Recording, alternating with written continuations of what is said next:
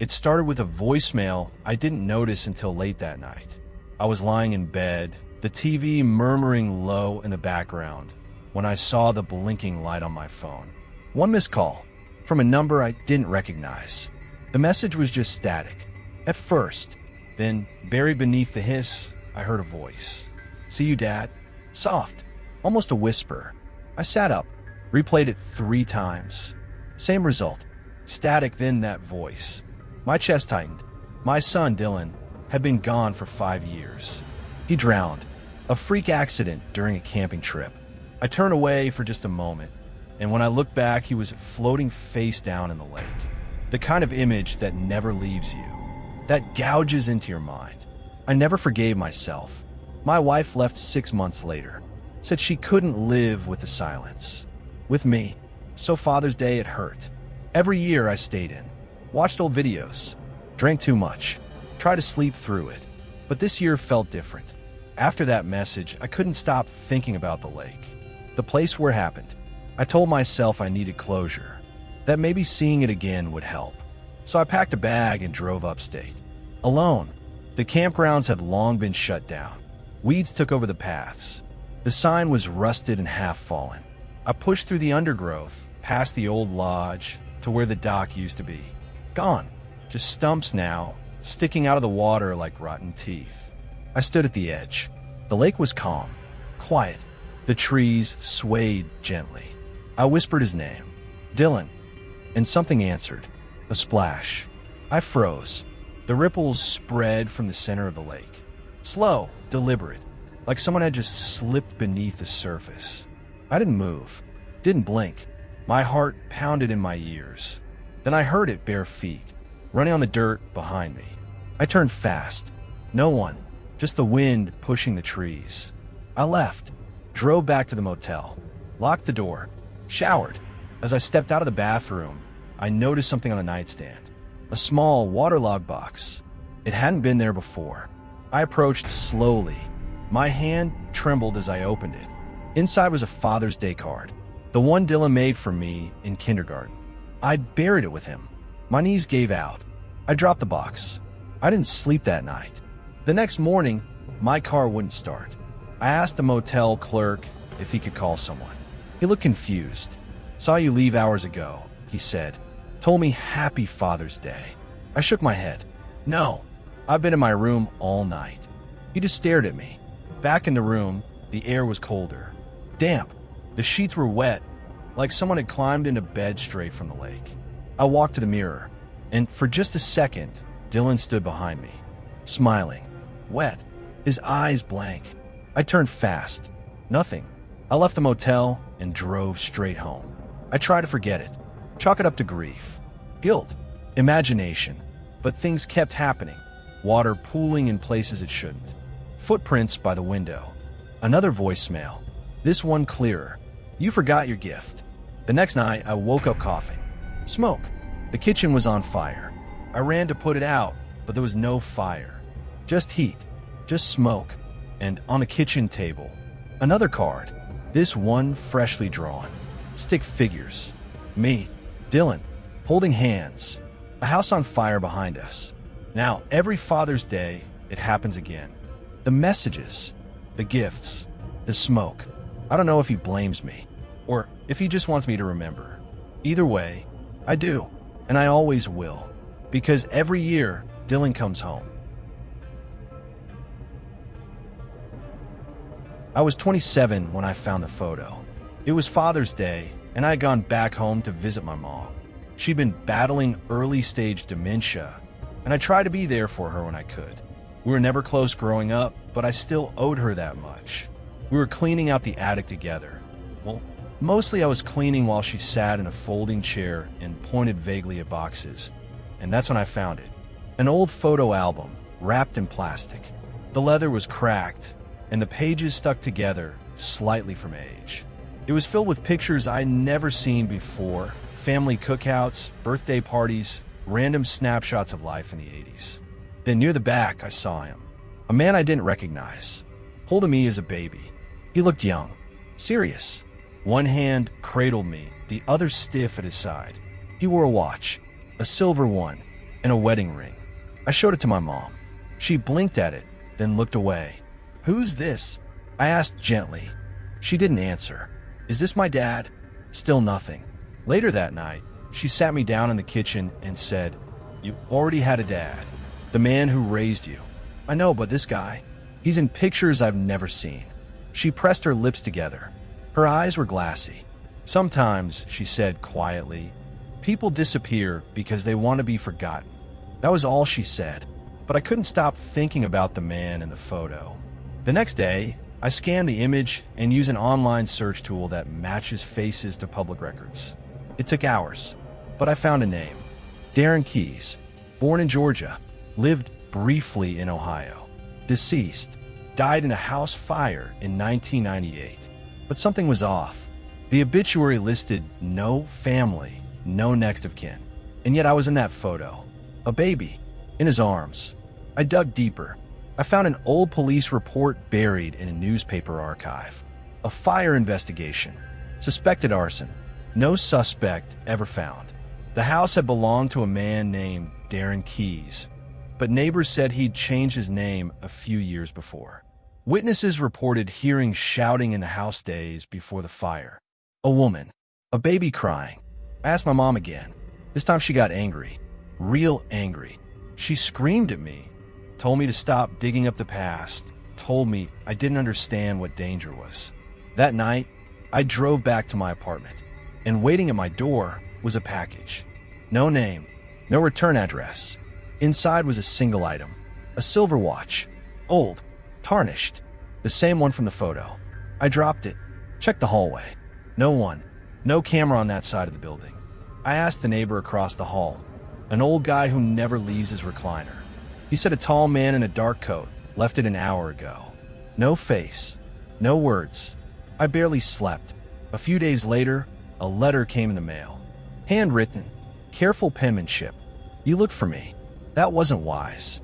But you deserve an explanation. You're not who you think you are. Neither was your mother." At the bottom, a name. DK. I called the return address listed on the envelope. It traced back to a cemetery in Georgia. He was supposedly buried there. I went. Just needed to see. The grave was real, but the soil looked disturbed, like it had been dug up and filled again. I asked the groundskeeper when the last time that plot was touched. He said, "No one's visited that grave in over 20 years until about a week ago." That night, I stayed at a cheap motel nearby. Sometime past 2 a.m., I woke up to the sound of a door unlocking. My door. It didn't open, just clicked. Then silence. Then footsteps. Slow. Deliberate. I lay frozen, my hand clutching the bat I keep on my bed. The footsteps stopped right outside. Then, a knock. Just one. I didn't answer. I didn't move. I just waited. After what felt like an hour, I checked the peephole. Nothing. But on the floor, another package. I opened it. Inside was a photo. An old one. Of my mother, holding me as a baby. She looked scared. And beside her, him, Darren Keyes. But this time, he wasn't looking at me. He was staring at her. And the look in his eyes wasn't love. It was possession. On the back of the photo, something was written in pencil. "Fathers never forget, no matter what lies your mother told you." I've since changed my number, moved twice, deleted everything online. I never spoke to my mom about it again. She passed a year later, never mentioning his name. But every Father's Day, I get something in the mail. Always unsigned. Always something from that attic. A book, a toy, a photo. He's reminding me. He's still out there. And worse, he still thinks I'm his. We were just 4 guys killing time in Jack's basement. Nothing special. No music, no booze. Just the 4 of us sitting on the floor with a pile of snacks and a silly plan. The plan was Jack's idea. He found an old Ouija board in his brother's storage box and thought it'd be funny to use it on Father's Day weekend. Said we should try to contact someone's dad and freak each other out. We laughed like dummies because that's the kind of humor we had. The basement wasn't scary. It was half finished. Cold. One overhead bulb that flickered every few minutes like it wanted to quit. Nobody said it, but we all felt like we were playing with something we didn't understand. Still, we set the board in the middle of the floor, turned off the light, lit 3 dusty candles we found in a drawer near the washer. There wasn't any chanting, no rituals. Jack just put his finger on the planchette and said, "Jack, we should all join." I didn't want to, but they gave me that look, like I was ruining the fun. So I gave in. Connor placed the candles in a triangle around the board. The flame flickered like it was struggling to stay alive. We leaned in. Jack said the usual line, "Jack, if there's anyone here with us, say something." Nothing happened at first. Then the pointer twitched. I thought Jack moved it until it kept sliding. Slow, reluctant. It spelled DAD. We looked around, expecting someone to laugh, but nobody did. Mason swallowed hard. Jack forced a grin, still pretending he was in control. "Jack, good start. Keep going." He asked, "Who are you trying to talk to?" The pointer answered, "Am I Swen?" Mason. The room didn't feel colder, just wrong. Like we weren't in Jack's basement anymore. Like something else was watching. The planchette slid again. "Where is he?" Jack, chuckling, "You found him." "Dad, happy Father's Day, I guess." Then, the board answered, "Trevor." That was my name. I wasn't moving the pointer. None of us were smiling anymore. Mason tried to laugh, but it cracked halfway out. Then the pointer jerked violently. "Liar. Bad. Disrespect." The scraping got louder. Faster. Like it was angry. We tried lifting our fingers, but they felt stuck. Like they were being held there. Then, pop. One candle went out, and the room dropped into heaviness. Like the air got wet and thick. Like try to breathe through towels. We stood up fast. The board kept moving, no hands on it now. Letters flying. One final word. "Obey." Then the second candle blew out. Connor grabbed the light switch. Didn't work. Jack checked his phone, dead. No battery. Mason checked his, same. We looked at each other. We were only feet apart, but felt like we were miles. Then, bang. Something slammed upstairs. Just once. Then again. Closer. Then, footsteps. Not stomping. Not running. Slow. Measured. Coming down the stairs. That's when I remembered. The hallway in our old house. The sound of him coming.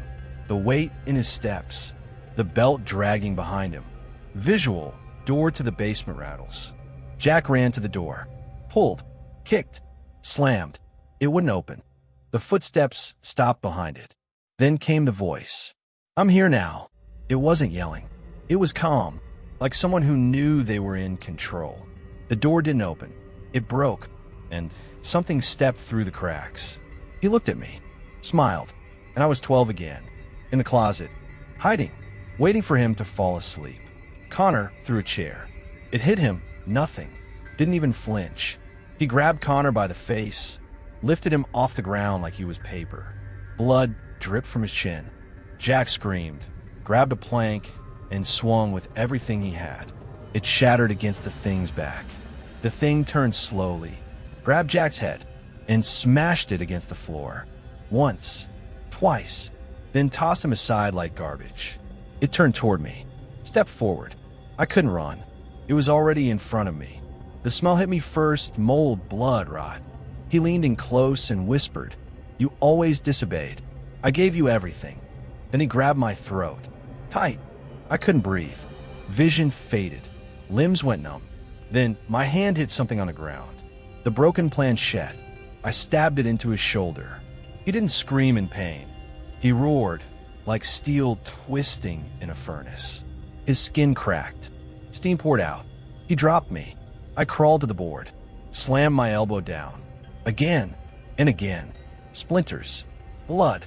The candles exploded. The room flashed pure white.